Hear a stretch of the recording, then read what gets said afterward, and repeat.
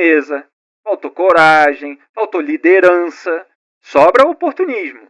Os políticos, o Ciro Gomes disse uma vez isso numa entrevista, vocês jornalistas falam sobre a realidade, nós políticos a gente molda, a gente busca moldar.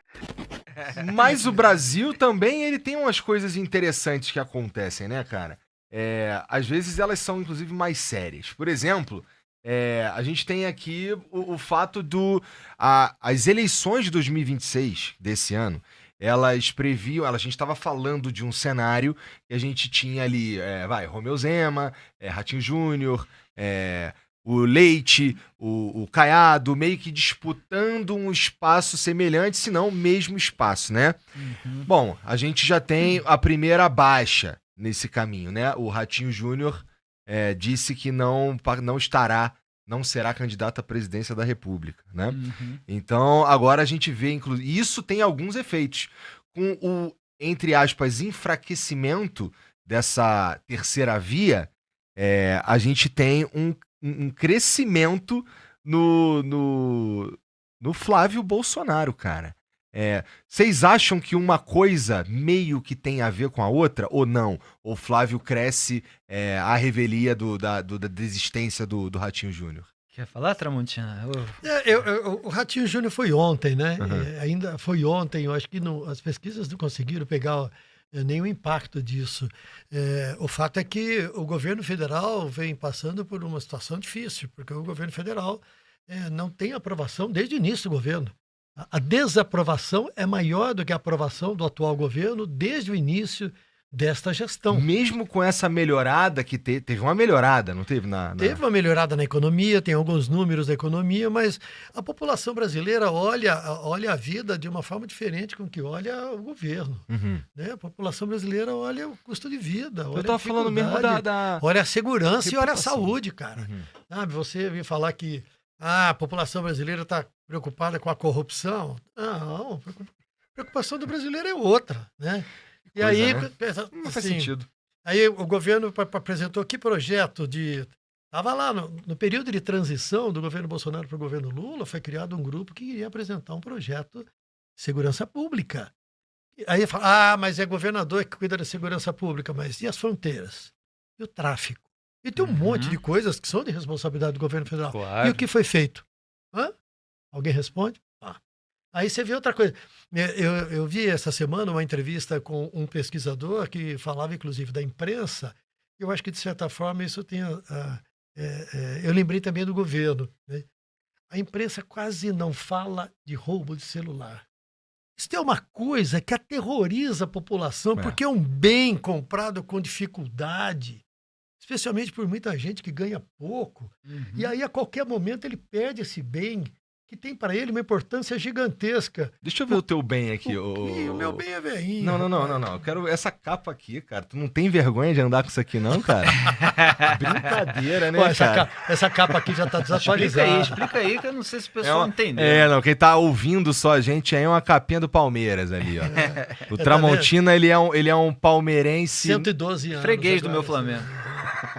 Para com isso. Vamos mudar de assunto rápido. Olha, esse ano nós estamos mais cascudo e mais forte. Mas voltando no ponto, voltando. De fato, assim, então, o celular caro e tal. Só para terminar, acho que o problema do governo é muito maior do que o Ratinho, ou o PSD, e o Flávio Bolsonaro, eu acho que ele encarna muito mais uma rejeição ao Lula e ao PT. Mais do que tudo isso. De novo? De novo. Meio que não agora foi tem isso. lá o pacote de 22%, né? São 35 milhões de eleitores que nas pesquisas mostram que não querem nenhum e nem outro. Uhum. Quer dizer, nenhum e nem outro eu me refiro. Pode ser um e outro persona, ou pode ser um e outro grupo. Um e outra guerra. As pessoas estão cansadas dessa guerra ideológica, essa briga que ou é isso ou é aquilo. Isso é muito maior do que isso. Falei demais, né? Não, você fala à vontade. A questão é que esse pessoal aí que é colocado no meio, embora exista uma multiplicidade de posicionamentos, é um pessoal, como eu estou dizendo, diversificado. Tem gente que não tem ideologia, tem gente que não é direita ou esquerda, vê conforme a circunstância, prós e contras de determinados candidatos. Tem gente um pouquinho mais à direita, mais independente, um pouquinho mais à esquerda, mais independente. Tem gente que não liga para política e tal, só vai ver na hora ali em quem votar. Tem gente que tem preguiça de votar e fica em casa. E você não tem uma pessoa, não surgiu uma candidatura que mobilizasse essas pessoas. Porque elas não são mobilizadas, ao contrário das minorias barulhentas, que são aguerridas e apegadas, seja ao Lula, ao lulismo de uma maneira geral, seja ao Bolsonaro, aos Bolsonaro, ao bolsonarismo de uma maneira geral. Essas minorias são muito barulhentas e eles têm já um piso, porque ficaram no poder. Bolsonaro ficou 4 anos, mas é um tempo que traz uma propaganda, uma capilaridade nacional muito mais forte do que qualquer outro candidato que não teve a máquina pública na mão durante anos. E o PT teve 4 mandatos aí, está no 5º mandato, né, do Lula, terceiro do Lula, o 5º do PT, porque teve 2 da Dilma, mesmo que um interrompido pelo impeachment. Então são 2 candidaturas que já têm um piso, já saem na frente dos outros. E o que aconteceu ao longo desses muitos anos, e eu fui apontando nesse processo, é que não se criou um discurso alternativo. Quer dizer, a única candidatura que tem um discurso alternativo é a do pessoal do MBL, que formou o Partido Missão, que, no entanto, são pessoas jovens, que estão buscando construir uma comunidade virtual, pensando no médio e no longo prazo. Claro que Renan Santos ali, focado com a candidatura, criticando os demais candidatos. Agora, não tem uma estrada na administração pública, na gestão, não passaram por prefeituras, por governo de estado, etc. Então, não tem uma pessoa mais antiga na política, que já passou por todos esses cargos eletivos, que tenha um discurso firme de crítica ao bolsonarismo, de crítica ao lulismo e de propostas relevantes para o país. Você tem alguém mais assim, que critica os dois lados, lá no Sul, que é o Eduardo Leite. Que, no entanto, tem outros obstáculos aí. No PSD tem o Caiado, tem o Ratinho, o Gilberto Kassab está sempre medindo se ele vai pegar mais do Lula, se ele vai pegar mais do bolsonarismo, né? Para onde que o Centrão vai cair nesse momento. Ele é uma figura sem a projeção nacional e tem outras questões. A própria homossexualidade no Brasil, numa eleição majoritária nacional, as pessoas ficam, a população brasileira vai dar aderência, já tem essa condição, ou existe uma rejeição também que vai ser explorada pelos adversários, não existe. Então, falta esse discurso. O que aconteceu ao longo dos últimos anos? O Caiado, o Zema, o Ratinho, o próprio Tarcísio, eles ficaram muito alinhados ao bolsonarismo. O próprio Partido Novo, que nasceu com determinados ideais, a partir de determinado momento, achou melhor se juntar ao bolsonarismo, porque no Brasil, isso é uma questão até educacional, a gente estava falando de educação, é uma questão de capacidade cognitiva, existe uma dificuldade grande de se pensar em mais de 2 variáveis ao mesmo tempo. Então, assim, tudo que é binário é mais fácil, é mais simples. Então, de um lado você tem o lulismo... Não quer dizer que é melhor. De um lado você tem o lulismo, do outro lado você tem o bolsonarismo, então você tem 2 lados, esquerda, direita. Eu questiono essa classificação de direita, principalmente para o bolsonarismo, mas não pode ter uma outra coisa. É difícil você... Então, assim, se é difícil você mostrar que existem outras possibilidades de discurso político, de posicionamento político, é preciso ser construído isso. E você não vê pessoas, e partidos principalmente, mais ainda, né, dispostos a construir. Então você fala assim, tá, o Ratinho desistiu, e a gente vai falar a respeito do porquê e tal, da questão lá no Paraná, e vai entrar o Ronaldo Caiado. Tá, o Ronaldo Caiado, mas o Ronaldo Caiado, ele realmente quer ser uma alternativa ao bolsonarismo? Ao lulismo eu sei que ele quer desde 1989.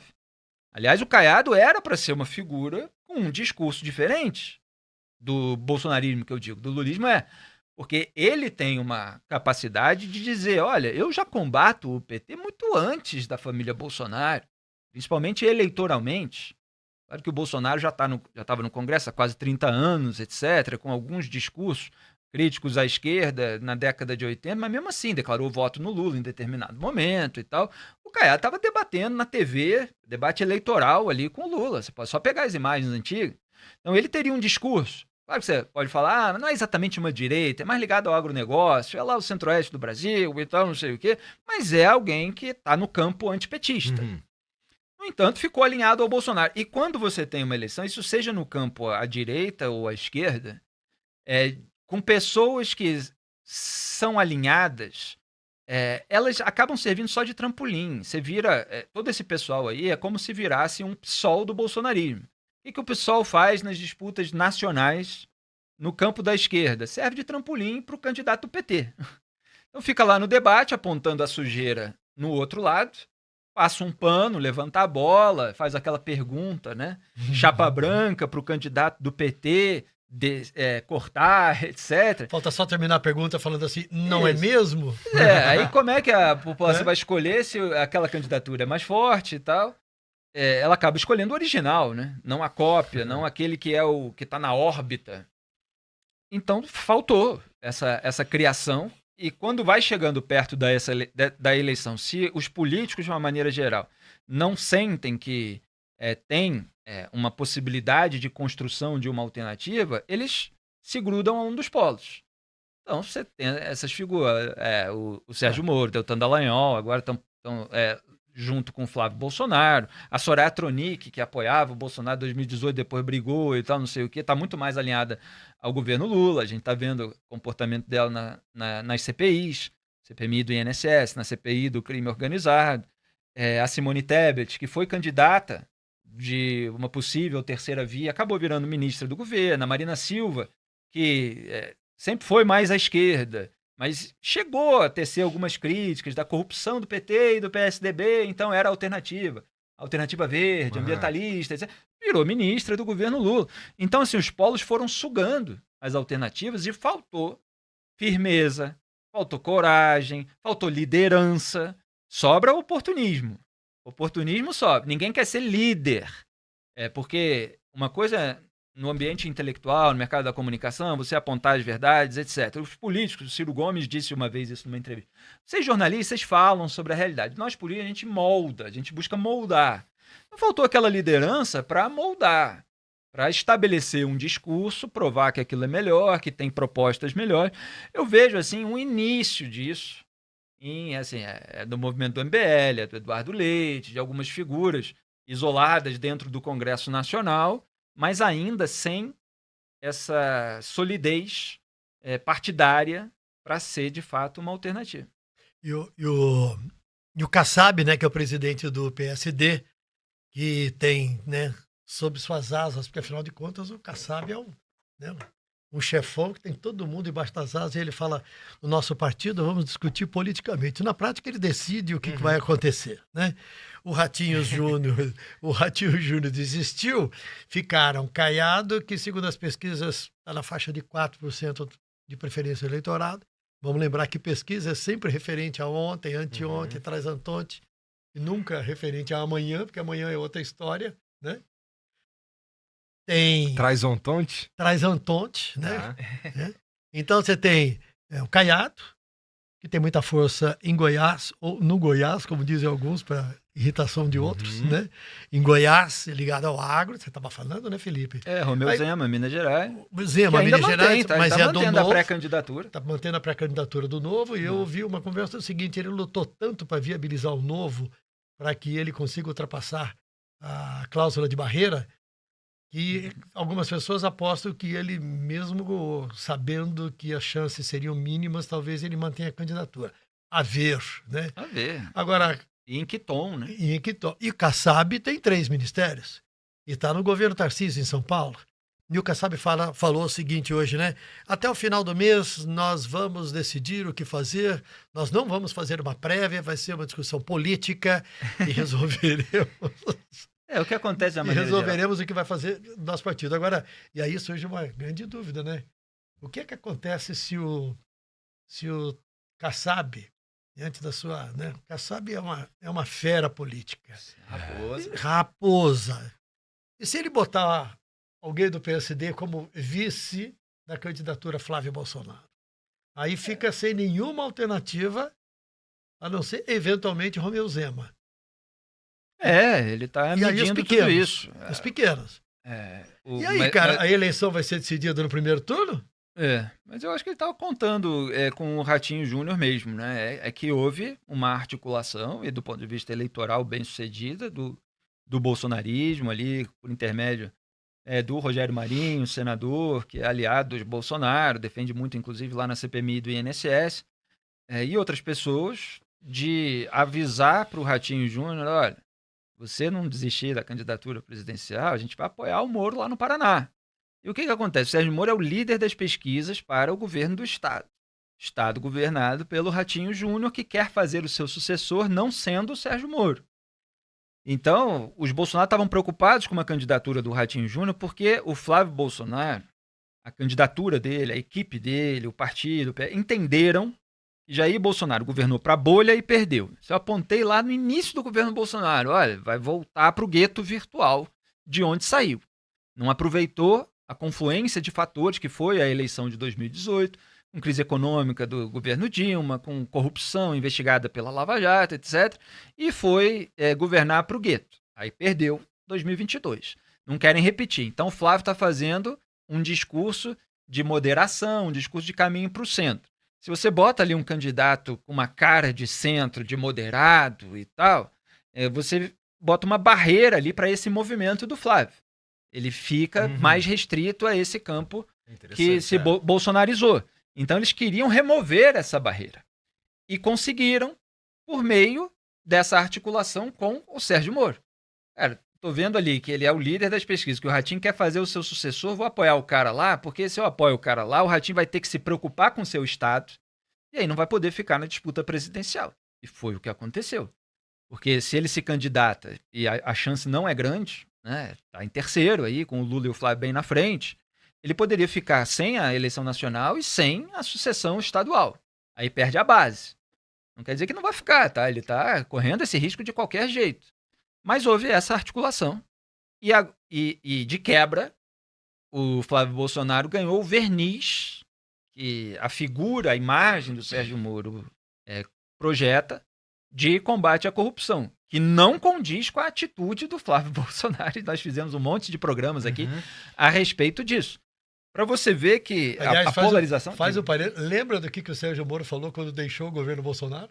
Claro, não. Lembro de tudo, acompanhei tudo em todos os detalhes. Então, lembra pra gente aqui o que ele falou? Só para relembrar o que é a política, né? Quando ele saiu do governo Bolsonaro, ele saiu atirando, acusou o governo Bolsonaro de corrupto. Assim, atirando, claro que isso é um jargão da política, mas na verdade, naquele momento... Atirando é figurado. Hein? Não, sim. Não, que todo mundo fala sempre que sai estabelecendo uma crítica. Agora, eu como analista, eu tenho que analisar se a crítica está correta, se não está, se ele está constatando simplesmente a realidade. E naquele momento estava descrevendo o que estava acontecendo. Ele nem fez uma crise do ponto de vista criminal. O então PGR, Augusto Aras, até abriu um inquérito e tal, mas o que o Moro falou, tem uma interferência política na Polícia Federal. Tá vendo? O Jair Bolsonaro está querendo trocar o diretor-geral, não me apresentou e eu não vejo qualquer motivação técnica. Você tem um ótimo desempenho do Maurício Valeixo, que era o diretor-geral na época, e ele está querendo botar o Alexandre Ramagem, né, que depois tá lá nos Estados Unidos, foragido, né, foi condenado por trama golpista, etc., envolvido com a BIM paralela, de acordo com as investigações, com o julgamento do STF, que os bolsonaristas contestam tudo, mas só para dar o histórico. E o Moro apontou, olha, tá trocando porque quer proteger filho, quer blindar, porque Flávio Bolsonaro tá pendurado com investigação de rachadinha, aliados ali estavam sendo alvo de investigação, tinha avançado um inquérito eleitoral sobre o Flávio na superintendência da PF no Rio. Bolsonaro se preocupou e quis mudar, tentou de tudo para controlar a Polícia Federal, nós apontamos isso na época, eu sei que um monte de gente não aceita essa ideia. O lulismo também, volta e meia, tenta controlar, que nem sempre eles conseguem. As pessoas acham que a Polícia Federal é uma coisa, é um monolito, né, que se o sujeito quer, ele instrumentaliza tudo, mas não é bem assim. O sujeito bota um diretor-geral lá dele, mas tem um núcleo que tem uma certa autonomia funcional. Às vezes você tem a pressão política para barrar, mas você tem uma reação contrária, e agora tem uma reação do André Mendonça, como relator do caso Master e do INSS, blindando justamente o núcleo da Polícia Federal que está investigando contra a interferência da cúpula. Dizendo, olha, vocês não passem informação nem para os seus superiores hierárquicos. Ele estava sentindo que estava havendo trava ali para investigar o Lulinha, por exemplo. Estava desconfiado, pelo menos, né, para dizer assim o mínimo, de uma maneira generosa. Então o Moro apontou que o Bolsonaro estava fazendo isso, e aí depois apareceram as mensagens, as trocas entre eles, e mostrava que o A razão pela qual o Bolsonaro estava trocando era o receio do avanço de investigação. Isso aí é uma questão factual, não é uma questão nem de análise política. Tem lá as mensagens. Bolsonaro dizendo, olha, mais um motivo. Era uma investigação que atingia aliados dele. Então o Moro apontou isso, que estava acontecendo. Ele não quis, como ministro da Justiça, que no fundo é o responsável por indicar o diretor da PF, se responsabilizar pelo que o Ramagem fosse fazer como diretor da PF. E a gente sabe, quem acompanhou de fato, do que o Ramagem é capaz de fazer. É um aliado 100% capaz de proteger, de blindar, de fazer aquilo que eles estavam querendo. Inclusive ajudou na operação para blindar o Flávio Bolsonaro, na Receita. Tem artigos assim detalhados a respeito de tudo isso, até porque ele gravou uma conversa, né? Em que ele próprio aparece, né? Uma coisa meio de aloprado e tal, que aí era o Ramagem, o Bolsonaro, o general Augusto Heleno e as advogadas de defesa do Flávio Bolsonaro. Aquela conversa é muito ilustrativa, veio o relatório da PR, eu fiz todo o contexto. Tem um artigo meu que é Como Bolsonaro e Ramagem interferiram na Receita. É uma coisa assim, é um capítulo de livro. E assim, então era verdade aquilo. E aí o Moro saiu, aí depois foi para os Estados Unidos, depois voltou, tentou ser pré-candidato, não conseguiu engajamento, mas naquele período, para responder a sua pergunta, ele falou, quem manda no Bolsonaro agora é o Valdemar, que foi condenado pelo mensalão do PT. Eu mostrei essa semana no meu canal, entrevista que eu tinha feito com o Moro falando isso, e agora ele está lá posando no vídeo com o Valdemar e com o Flávio Bolsonaro.